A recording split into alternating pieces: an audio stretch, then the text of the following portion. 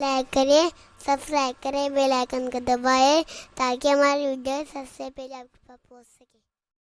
میں یہاں پر خاص طور پر عرض کروں گا کہ بہت سارے لوگ اپنی زکوٰۃ، اپنا فطرہ، اپنا صدقہ، اپنی خیرات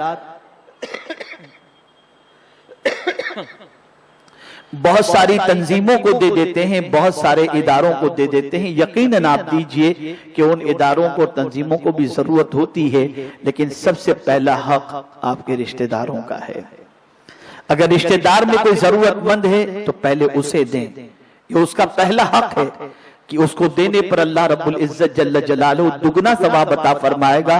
ایک تو دینے کا ثواب اور دوسرا رشتہ داری کے حق کو نبھانے کا ثواب۔ تو پہلے آپ تلاش کریں کہ رشتہ دار میں کوئی مستحق تو نہیں ہے، اس تک پہلے پہنچائیں، اس کی ضرورت کا خیال کریں۔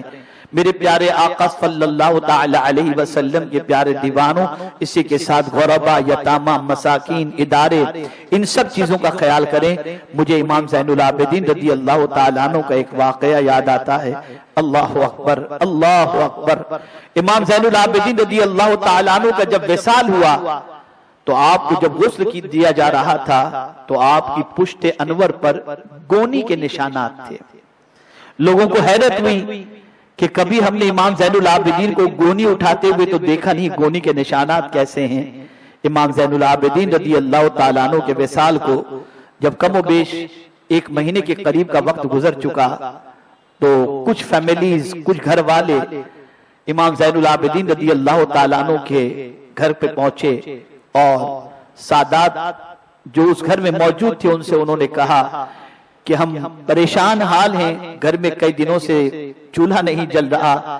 اس کی وجہ سب سے بڑی یہ ہے کہ کوئی آتا تھا، اسے معلوم تھا کہ رات کے وقت وہ آ کر ہمارے گھر پر چاول اور ضرورت کی چیزیں رکھ کر کے چلا جاتا تھا، لیکن امام زین العابدین کے وصال کے بعد اب کوئی ہمارے گھر پر چھوڑنے کے لیے، اناج رکھنے کے لیے کوئی آتا نہیں ہے۔ تو اس کے بعد لوگوں کو محسوس ہوا کہ امام زین العابدین کی پشت انور پر جو گونی کے نشانات تھے وہ اسی لیے تھے تاکہ رات کے وقت امام زین العابدین لوگوں کے گھروں کے اندر جا کر کے پہنچا دیا کرتے تھے اور ان کی ضرورتوں کو پوری کر دیا کرتے تھے۔